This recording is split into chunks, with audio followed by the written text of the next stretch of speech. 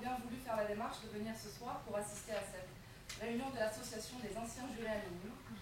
Donc je me présente, je suis le docteur Marie, je suis psychothérapeute et psychiatre spécialisée dans les traumatismes post-judiciaires. Et j'ai donc le plaisir d'animer de manière hebdomadaire donc ces réunions avec mes patients. Le but étant de leur permettre de venir partager leurs expériences, de parler de leurs doutes, de leurs peurs. Et comme vous allez le voir, pour certains d'entre eux, ces expériences ont été très traumatisantes. Donc ce soir, nous avons avec nous 3 de mes patients, qui sont assis là. Nous avons avec nous IMB, je vais taire leur nom par souci d'anonymat, bien sûr. Donc, nous avons avec nous IMB, nous avons avec nous Janine et Mohamed. Je vais leur laisser la parole, tour à tour. Je vais m'éclipser quelques instants, mais ne vous inquiétez pas, je vais revenir à la fin, pour qu'on puisse conclure tous ensemble sur ce que vous a apporté cette réunion.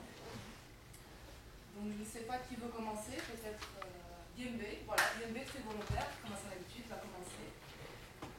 Je lui laisse donc la parole, je vous dis à tout à l'heure.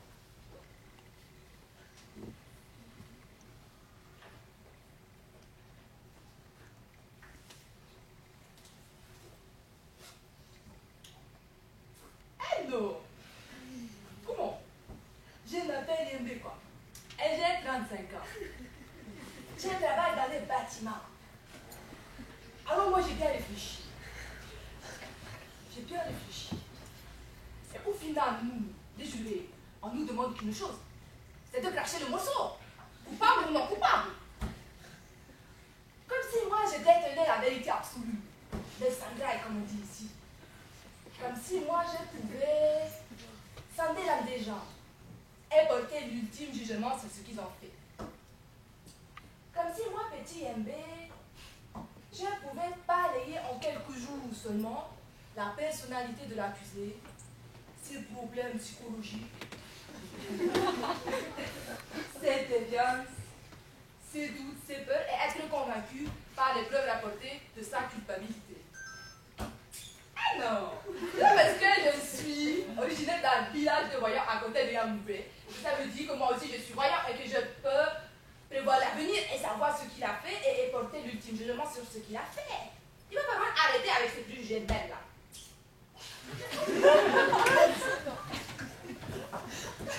Non, mais le peuple là, que je n'étais pas seule. Qui avait les avocats qui étaient là pour nous aider à nous forger l'intime conviction. Ah, vous les connaissez, les avocats? Ah, vous les connaissez ou pas? Les avocats de la défense. Ah, ils sont malins, hein? Ils sont malins.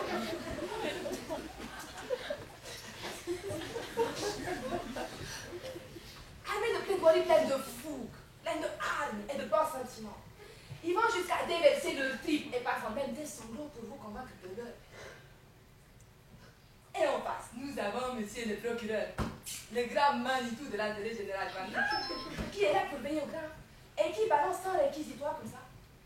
Son réquisitoire qui dure des heures, jusqu'au bout de la nuit, parfois même jusqu'à la nuit des temps. Alors que moi, le DMB, je suis assis sur mon siège, qui a vu défiler plusieurs dizaines, parfois même peut-être des milliers de charmants postérieurs venus rendre la justice au nom du peuple français. Mais moi, je ne voulais pas tout ça. Je ne voulais pas. Mais on m'a dit, quand j'ai fait les papiers, parce que je suis allée à la préfecture pour faire les papiers, je suis français comme vous. J'ai fait les papiers, on m'a dit, tu veux rester en France, il faut participer à la grande tambola de la justice. Il faut jouer à la tu dois aller t'inscrire sur les listes électorales. Et je me suis inscrite. Elles m'ont piégée. Et depuis, je me donne plus.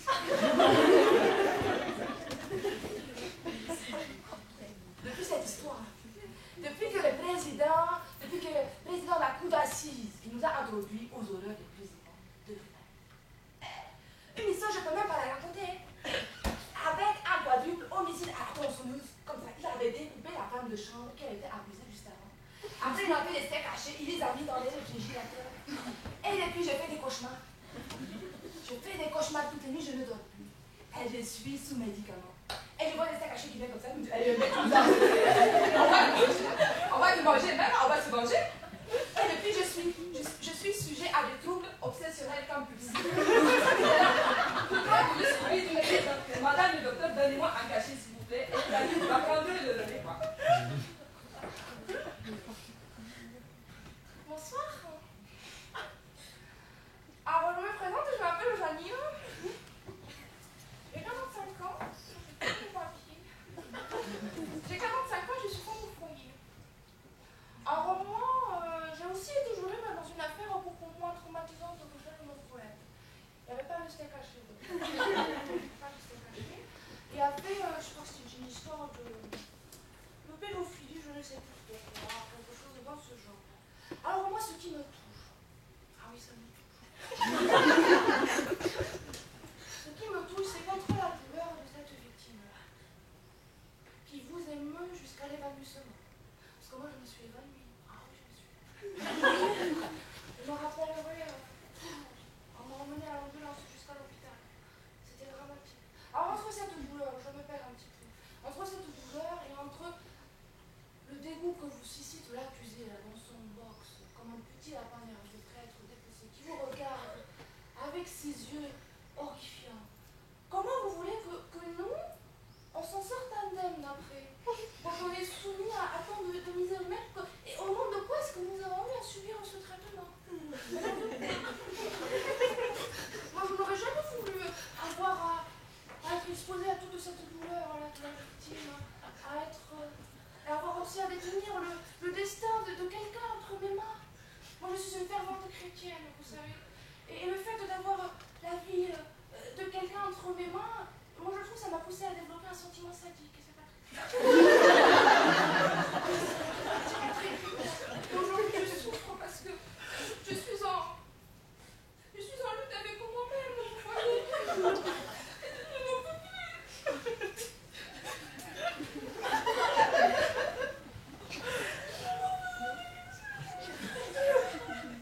Oh, c'est bon, ma soeur, tu te calmes. Calme-toi, c'est bon, je vais prendre le relais. Jean-Yves, vas-y, faut pas marcher au main, calme-toi. Pas tout seul. Alors, ouais, je vais prendre le relais.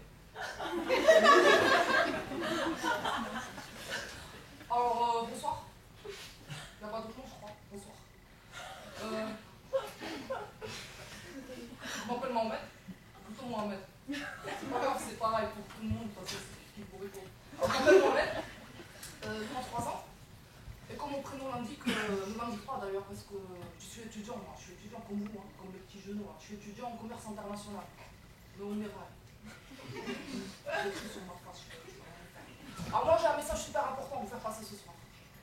Et là, j'ai besoin de votre concentration. Sérieux, il faut être concentré. Parce que moi, j'ai ouvert là, le code de procédure pénale. Comment il s'appelle? Comment il s'appelle le code? Pénal, voilà, Flora.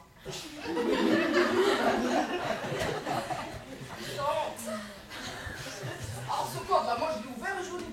Voilà, je l'ai lu. Je suis pas bête, hein, franchement. Je l'ai lu.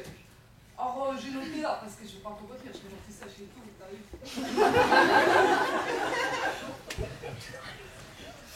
Alors je vais vous lire. Le juré doit jurer d'examiner avec l'attention la plus scrupuleuse les charges contre l'accusé, de trahir ni l'intérêt de l'accusé, ni ceux de la société qui l'accuse, ni ceux de la victime, de l'écouter. Ni la haine ou la méchanceté, ni la crainte ou l'affection. Sérieux, ils ont fumé ceux qui ont fait ça. On est d'accord. Franchement, c'est la big blague dans l'histoire. Sérieux. Comment tu veux ne pas écouter ta nature?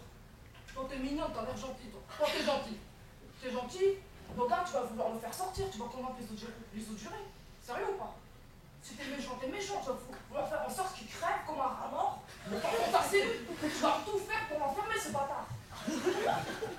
Alors moi, franchement, ce code-là, ça m'a scotché. Hein. Pourtant, j'ai fait l'effort de tout. Alors vous voyez, nous, on doit prendre en charge le destin de ces hommes et de ces femmes. Qui sont comme vous, qui sont comme moi. Qui sont comme Mister DSK là-bas au States. Lui, il va se faire allumer. Voilà, sérieux, les jurés là-bas, c'est pas les bisounours d'ici, hein, moi. Je sais pas ce qu'ils vont lui faire. Hein. Ils vont la lui faire à l'envers. Hein.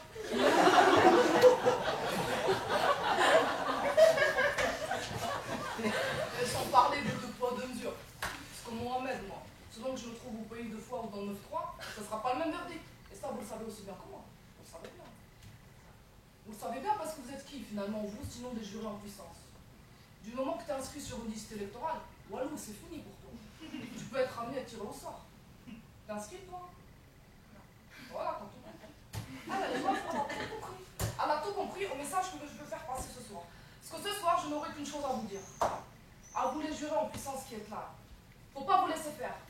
Faut pas les laisser vous en faire baver comme ils nous ont fait baver. Parce que vous avez vu là, les deux traumatisés? Vous avez vu là? Les deux traumatisés qui tapent de moi, c'est foutu pour eux. Toute la vie, ils sont sous médoc. C'est la folie, il faut arrêter. Faut pas vous laisser faire. Il est grand temps de commencer à cracher. Faut cracher sur la justice. Cracher de dégoût. Cracher de révolte. Il faut cracher sur cette hypocrisie ambiante. Il faut cracher sur la vérité judiciaire. Il faut cracher sur la nature humaine. Il faut cracher sur vous-même.